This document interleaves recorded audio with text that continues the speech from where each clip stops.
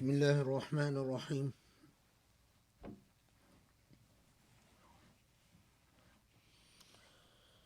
بسم الله الرحمن الرحيم.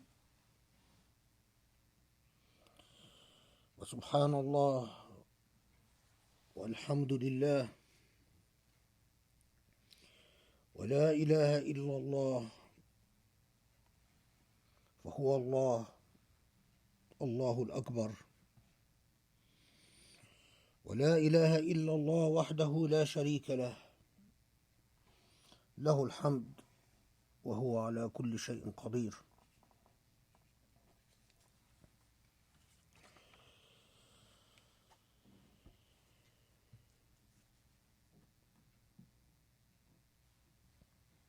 سبحانك الله وبحمدك أشهد أن لا إله إلا أنت أستغفرك ربي وأتوب إليك لك العتبى حتى ترضى. اللهم صل وسلم وبارك على سيدنا محمد نبيك ورسولك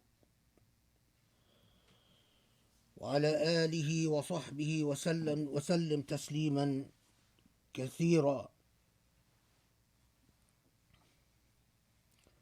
وارض اللهم عن ساداتنا من أصحاب رسول الله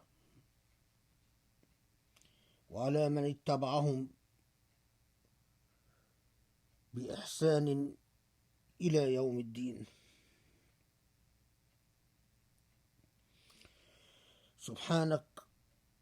سبحانك رب العزة عما يصفون وسلام على المرسلين والحمد لله رب العالمين.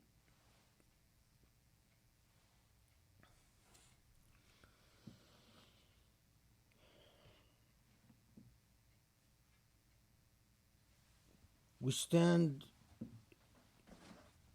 always in humility before the one and only, the Lord of the heavens and the earth, the light of lights, the beginning and the end, the true power and true force behind all life and all that is good and all that is beautiful. Ever mindful of the fact that our Lord is so compassionate, so merciful, so gracious and so loving, that although our Lord is denied time and time again, was denied and confronted with ingratitude and the ill manners of ingratitude time and time again all over this world, God remains the sustainer of this universe and the protector of this universe, the generous giver who forgives human beings for so much of their excesses and so many of their faults. And as Allah reminds us that if God would truly allow human beings to suffer the consequences of their own actions, nothing would have remained on the face of this earth. Divine intervention and divine grace and divine blessings, divine mercy and divine compassion intervenes in the lives of human beings every minute of every day to save human beings of their own follies, to mitigate the consequences of human folly, and to evermore give humanity, and indeed give every individual, even the most ungrateful individual, another opportunity, and another opportunity, and another opportunity. Perhaps they would do good.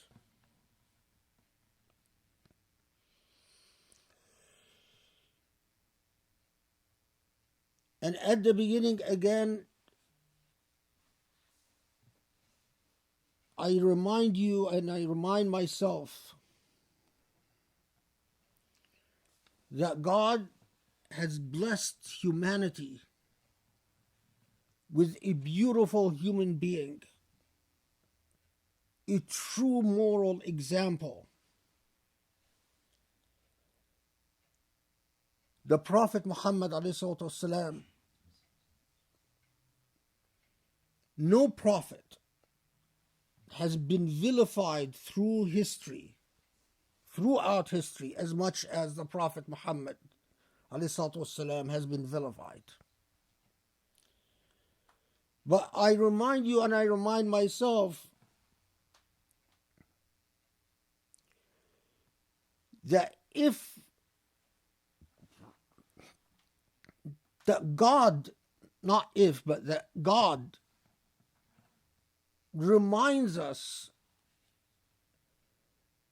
of basic truth about the Prophet Muhammad. The Quran reminds us that the Prophet was a man of great ethics, ala khuluq azim, a man of great ethics. And in fact, because of his ethical character, he was fit to bear the enormous burden of carrying the Quran.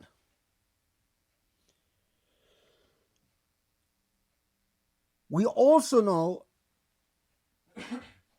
that when asked what was his moral character, the answer was quite simple. His moral character was the Quran. We are also reminded from Allah that Muhammad والسلام, was sent as a mercy unto humankind, rahma lil alameen. When God speaks to Muhammad,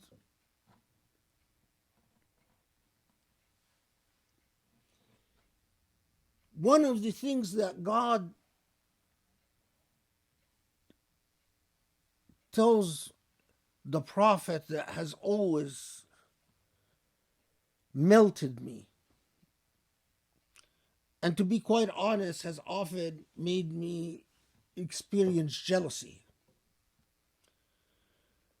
is God tells the Prophet, you innaka fi a'yunina, you are in our eyes. This is an Arabic expression that means God speaking, I love you to the point that it is as if you are in the core of my heart. If you want the equivalent, innaka fi a'yunina. And one of my persistent du'as is, Allah, please make me, I know that you said this to your Prophet. You told your Prophet that your Prophet is in your eyes. That's how much you love and care about that Prophet. But Allah, I know I am not worthy. Far from it. I know that I don't deserve it. But Allah, please make me among those who would be covered by that statement. Because I want to be like the Prophet ﷺ in your eyes. I want to be that close to you. I want you to care about me to the point that I am in your heart. Now, mind you, that same man, the Prophet ﷺ, who is addressed by Allah, who Allah addresses and tells him, you are in our eyes. That same man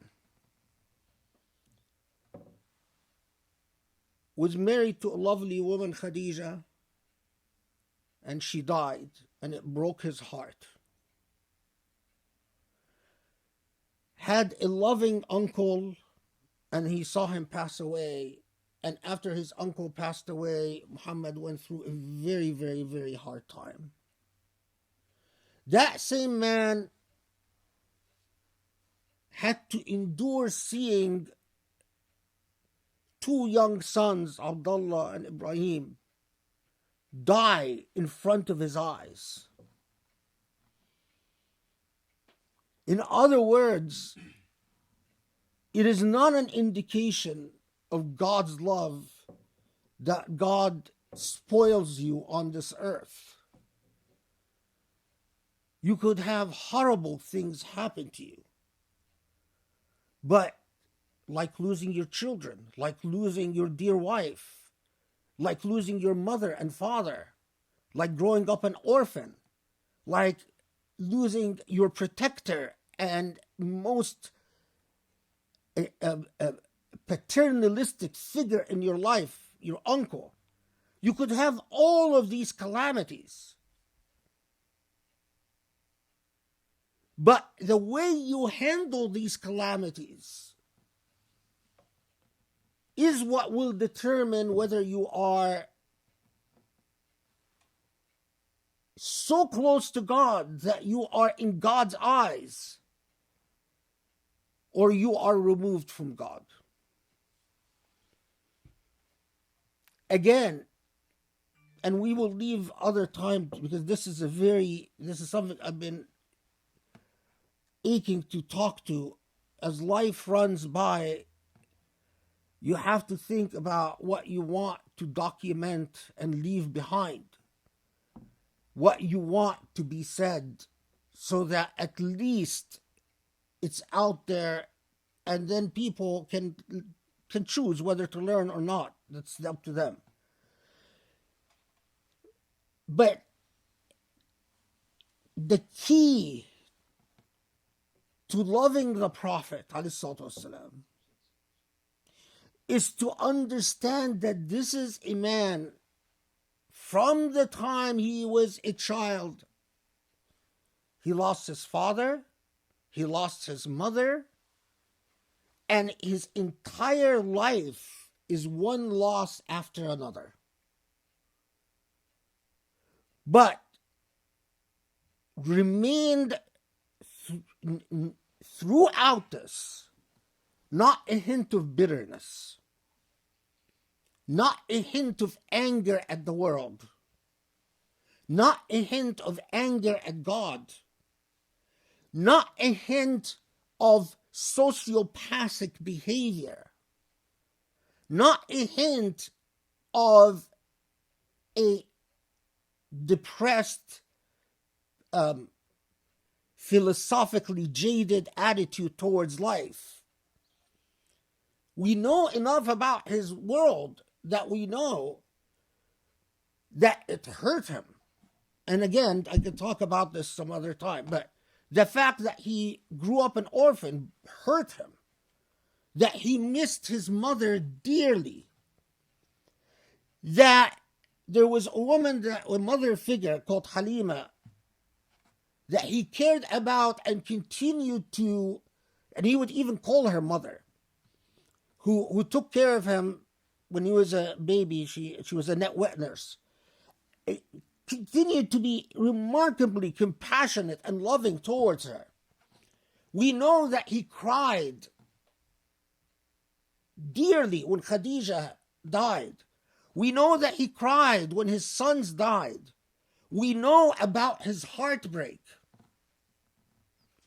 but it is what you do with calamity. It's how you react to hardship.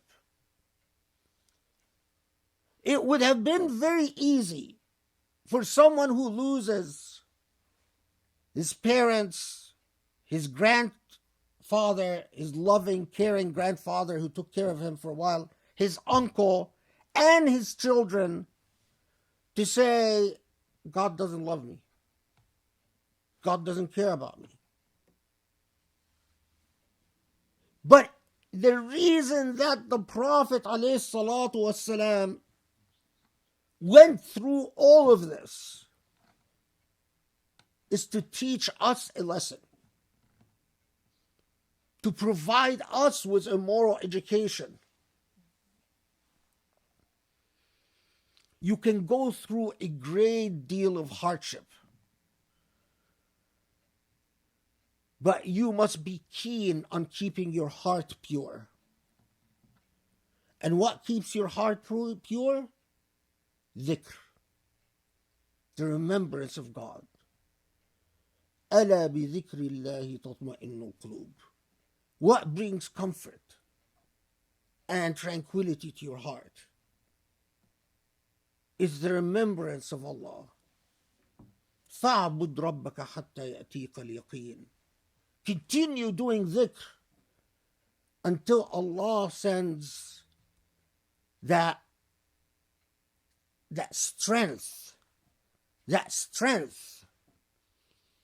that makes you a solid human being, that doesn't turn tragedy into an excuse for evil.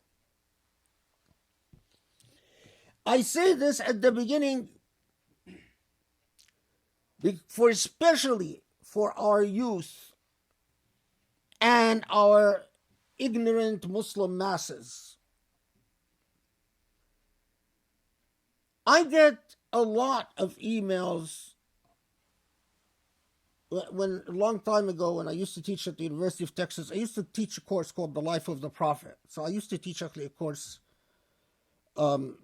scholarly, secular style on the seerah. But I get a lot of emails, young Muslims that say, well, I heard this about the Prophet. How about this event? How about this incident? How about this? How about that?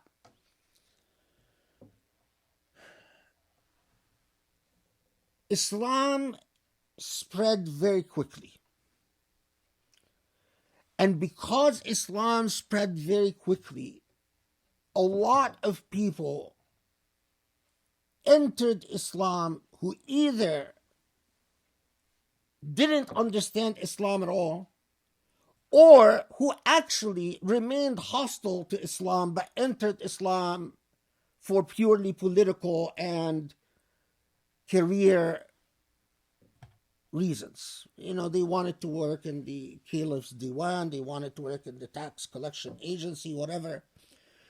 But in a great deal of ahadith were invented by people that did not like the Prophet Muhammad. A great deal of ahadith, of traditions were invented by people who pretended to be Muslim but who were hostile. Now, through the centuries, most of these reports entered into quarantine, meaning that through the centuries, scholars recognized these anti-Muhammad traditions that say horrible things about the Prophet and quarantined them. Islamophobia and Wahhabism, Puritan Islam, extremist Islam, Daesh Islam, ISIS Islam, went back and took these hadiths out of quarantine and circulated them among Muslims again. But there is a big difference. In the past, Muslim institutions were strong. So when Muslims quarantined, so for instance, I'll give you just one example. There's a hadith that says that the Prophet ﷺ attempted suicide. Can you imagine? The Prophet. Now, of course, the tradition goes that he went to a mountain and was going to throw himself from the top of a mountain. And then why didn't he do it? Because Angel Gabriel came to him and prevented him. You know, centuries, that tradition was quarantined, that you could grow up and die as a Muslim and never hear of that tradition. It had entered into a cultural quarantine. When did this tradition come out of quarantine? Today. Why? Because Islamophobes and evangelists, like this guy called Rashid, who's disgusting, found it and said, wow, that makes Muhammad sound crazy. And they publicized it.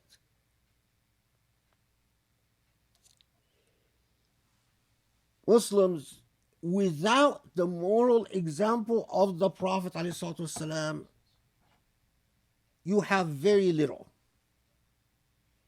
You have practically nothing.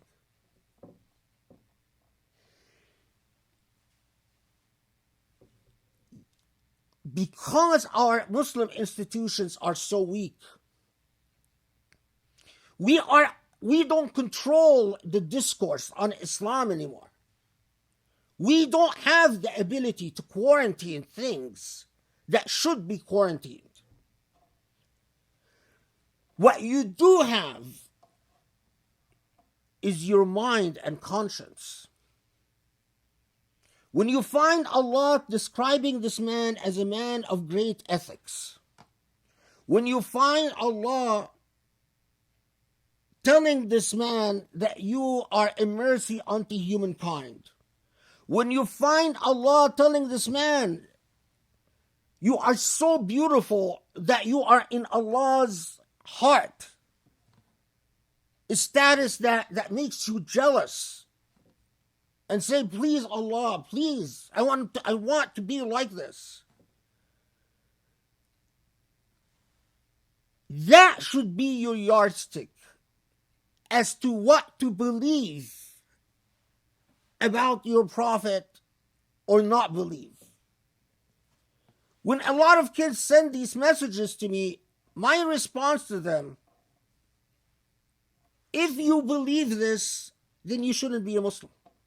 Because if you really believe that the Prophet did this, then what type of prophet would he be? I don't need to enter into a long scholarly discourse with you. This was a man more beautiful than Buddha, than Jesus, than Moses, the most beautiful example unto humanity that was ever given. Would you believe something ugly about him? If you do, then your Islam is not right. And that you need to re-examine your relationship with Allah. A mercy unto mankind, unto humankind, forgive me. A mercy. A mercy doesn't cause hardship, doesn't cause pain, doesn't commit ugliness, doesn't do unethical things. A mercy, for the word mercy to be comprehensible to us human beings, it must invoke something in us that is intuitive and natural. So when you see an imam acting in a way that strikes you as cruel or unethical or ugly, and then tells you Sunnah of the Prophet, you don't need to read like Khaled Abou El Fadl, I don't know how many hundreds of books to be able to say, no, that's I don't accept that. That's not the Prophet. The Prophet wouldn't marry a woman in secret and to lie to his wife and raise children. That's not our prophet. So I don't need the books to tell me that you are not acting according to the sunnah and seerah of the prophet. And my key to this, mercy unto humankind, وَإِنَّكَ فِي أَعْيُنِنَا. When God tells someone, you are so beautiful, you are inside my heart, God has given you so much that you can tell with, so much power, just by that alone. واسألوا الله يستجب لكم.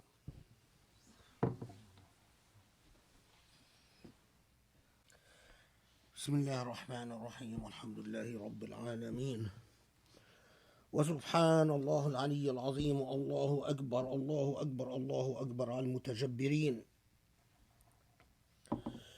ونصلي ونسلم ونبارك على محمد وعلى آله وأصحابه ومن اتبعوا بإحسان إلى يوم الدين. Of course, these days, everyone is talking and preoccupied. We're all going through the pandemic of the coronavirus together.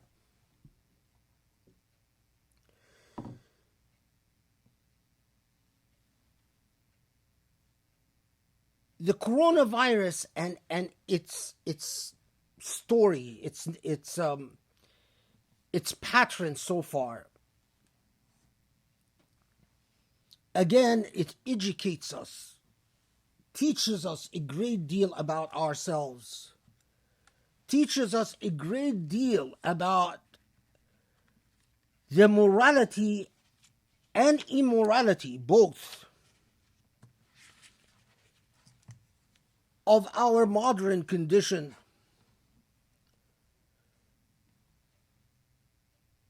It is as if, literally, it is a book of philosophical wisdom for those who reflect on it.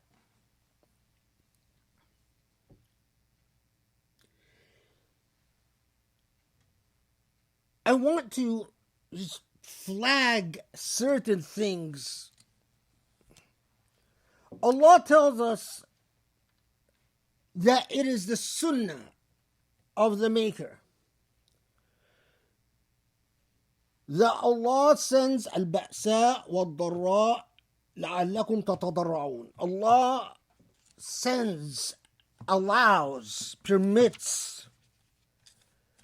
Now, we won't get into the philosophical discussion about causation and all of that, but that whether it is through direct intervention or through the laws of nature that Allah allows to function, there will be hardship. And the response to this hardship is what matters. At-tadarru' is not just supplicating to God. It's not just that we will send hardship so that you will supplicate and ask God to remove the hardship. But at-tadarru' itself carries the meaning of humble reflection.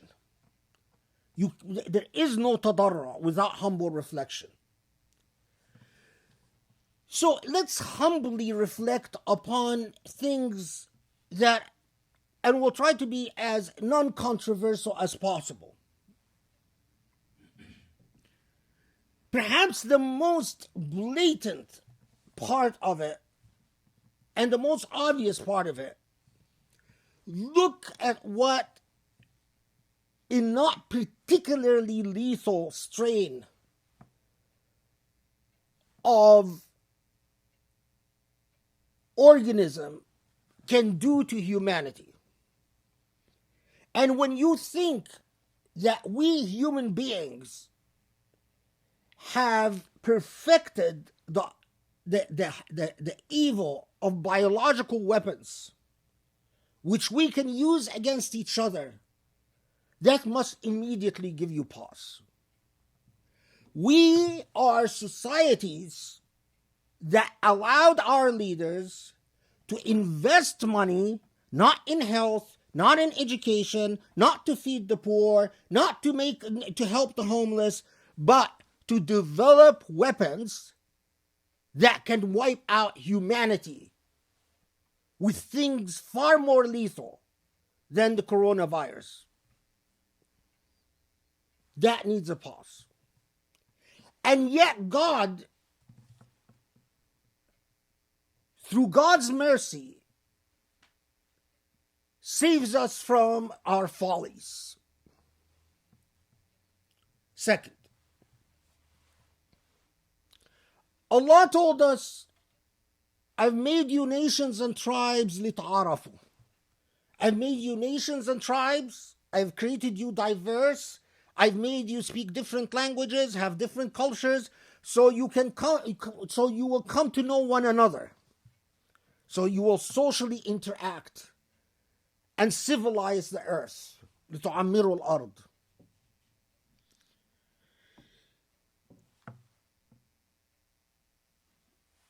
We are so interconnected, interlinked,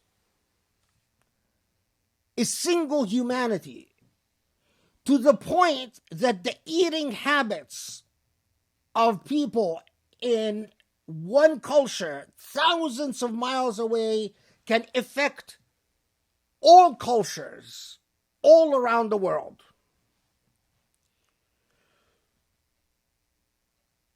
People, humanity as it exists today, tortures and terrorizes animals before killing them and eating them. Terror and torture poisons the blood of the animal. And if these animals could speak, they would have a lot to complain. They would have a legitimate cause of action against us, and they will in the hereafter, for the type of suffering we inflict on these animals before they die. Allah told us, don't eat things other than pork that have fangs and claws.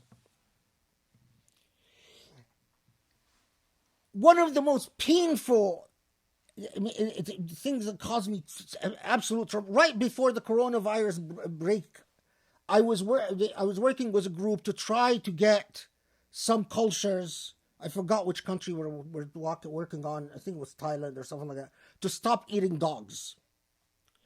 I still have stuck in my mind the picture of hanging dog corpses in markets in China. We are so interlinked that the immorality of a particular market in Wuhan, China, can affect the rest of the world. And we must exist in a world where we can collectively prevent these immoral abuses, where you kill bats and where the way you treat pigs, because the way pork is treated before it's slaughtered, it's inhumane, it's disgusting. We are all interconnected. There is no such thing as, well, that's their culture. Well, they can do it because it's their business. Another lesson from the corona.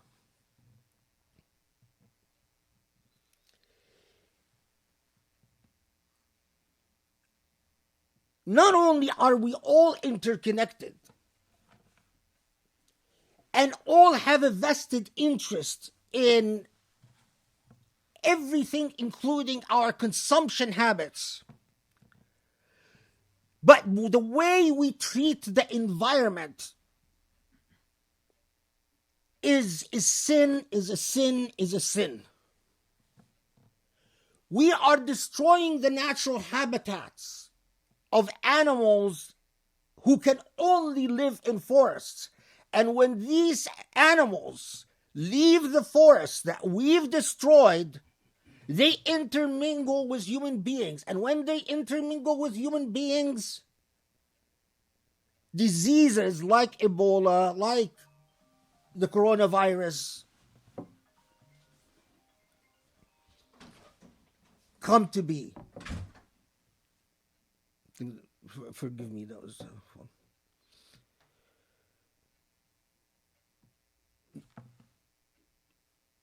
Allah will hold us collectively responsible for what we do with the environment. And this pandemic is a warning from God. البأساء والضراء لعلكم تضرعون.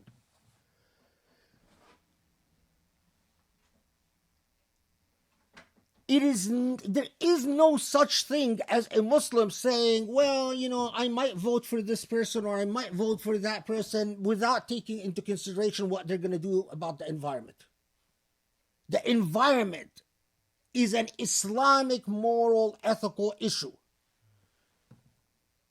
It is not. You don't have the liberty of saying, well, I don't care who leads us, because I don't care about what happens to the environment. It is an Islamic issue. And the coronavirus is your warning. Among many warnings, by the way, that Allah has sent. So, what we eat and how we eat, we're all in it together. What we do to the environment, we're all in it together. And I'm talking from an Islamic perspective. I'm talking as an Islamic jurist and theologian. But also, the world order that we live in is extremely unfair. Because this world order allows countries that are permanent members of the Security Council to do whatever they please. Because they're permanent members of the Security Council, they have veto power, like China, like Russia, and not only do whatever they please, but also trump the procedures and the treaties and the UN institutions that could have possibly either prevented or responded to an outbreak like the coronavirus much earlier. Same applies to the US, by the way. The US can have tests, can have medicine. The US, as a world power, as a permanent member of the Security Council, is not obligated to share anything and doesn't have to share anything. The pandemic is a warning to humanity that the world order that you've created is unfair and immoral. But the lessons don't stop there. The coronavirus reminded us that we live in a deeply racist and deeply classist world. Deeply racist and deeply classist. Why? Look, corona is very widespread among Syrian refugees. Is very widespread among Palestinian refugees. It's spread in Sudan. It's spread in Egypt. But the people who get sick and die in dark-skinned countries, no one cares about. Their governments don't care about, and we don't care about. So we don't count them. And the International World Health Organization has no jurisdiction and no resources to go into these dark-skinned areas and underdeveloped areas and count if their governments don't want to count. In other words, if you notice the daily counts, if you follow the daily counts, All white Europe, France, Italy, Switzerland, England, so on, America, when someone dies, it matters. But all of Africa, and people say, oh, there's no corona in India. Hundreds of people are dying in India, but no one cares. No one counts. Corona is yet another reminder from Allah that you live in a deeply racist and a deeply immoral world system. But there's another type of racism. Believe it or not, racist attacks have been directed at Asian people in England, in the Netherlands, and even in Egypt. Somewhat Asian, oh, they're a carrier of the coronavirus. They leave no qualms about it. You cannot get more un-Islamic. I don't have the time, but in Islam, even if you know your guest is infected 100%, you know you can't kick out your guest. You cannot kick out your guest. You cannot deny your neighbor help, even if you know your neighbor is 100% infected. Your Islamic obligation is to put yourself at risk. And Allah takes care of the rest. You might die. But your Islamic obligation, leave alone going to someone who looks Asian, which is completely irrational and stupid. But again, the pandemic holds a mirror to ourselves and says, humanity, look at yourself. Look at yourself. Take a good look at yourself. Because I'm out of time, I'll finish with this last point. But you know what else Corona teaches us? Pandemic. The evil of dictatorship and authoritarianism. The evil of dictatorship and authoritarianism. No one knows how many people died in North Korea or are infected in North Korea. Why? Because North Korea is a dictatorship.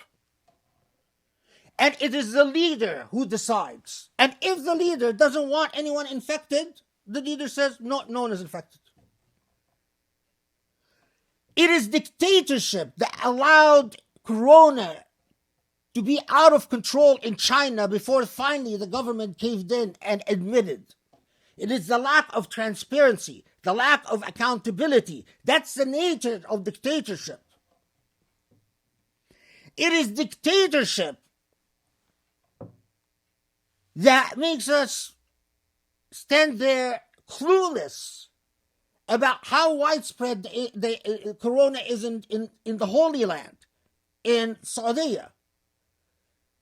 And why did Saudi close the Haram? Is it really because corona or something else? It's an event that should matter to every Muslim. But it is dictatorship that says, not only you can't know, but you will never be given the right to know. It is dictatorship. It is dictatorship that has made a country like Egypt, all indicators today is that Egypt has become a hot zone. Egypt is exporting corona to the world. People coming from Egypt to England had corona. There were people, tourists from Houston who went to Egypt. 22 of them came back with corona. They left the US to Egypt and they came back from Egypt with corona. The government arrests anyone that reports that their child got corona in school. The government refuses to shut down flights with China, refuses to shut down flights with Italy, refuses to close schools. There are reports of mass graves that the government are taking people who die from corona in the villages and burying them in mass graves. The only time the Egyptian government has admitted corona cases either when tourists were involved or when the US government or the British government forced them to do so. So, for instance, the tourists from Houston, they went to Egypt, they took a Nile cruise, they came back to the US. The US discovered that they all have been infected with corona. The American embassy, that it's called the Luxor boat incident. The American embassy is the one that forced the Egyptian government to conduct tests, and actually the US is the one that provided the tests, to conduct tests on the people who were in their boat, and it was discovered that everyone that was on their boat, including the Egyptian crew, were infected. But the Egyptian government, if left to its own devices, would not have done it. The Egyptian government doesn't care. Dictatorship. But the dictatorship of the Egyptian government just doesn't affect the Egyptian people. It is exporting the disease to the rest of the world. Because millions of tourists go to Egypt, and those millions will come out of Egypt all infected, and they will infect. Listen, in the US, we've got people in New York infected from Egypt, people in Texas infected from Egypt, people in California infected from Egypt, people in Utah infected from Egypt. Egypt has become a hot zone, and dictatorship doesn't allow anyone to do anything about it. So when I tell you dictatorship is shirk, is dictatorship by definition is shirk. It is worse than being an infidel or unbeliever or an atheist. It's worse. Corona, like all challenges sent to human beings, they're not just sent like that. They're not just sent by God to just wreak havoc. They contain lessons. And our job as Muslims is not simply to follow the governor's instructions and close down our Jum'ahs and hide in our homes. It is to reflect upon what Allah is telling us. God is speaking to us. Protect yourself, yes. As a Muslim, you should. But take care of your neighbor. If you're a true Muslim, the idea that you have water or food or whatever and your neighbor doesn't is unacceptable. Take care of your neighbor. That is your Islamic obligation. Take care of the sick. If you die a martyr. But you have an obligation to take care of the sick. You cannot abandon the sick. If you really want to do an Islamic thing,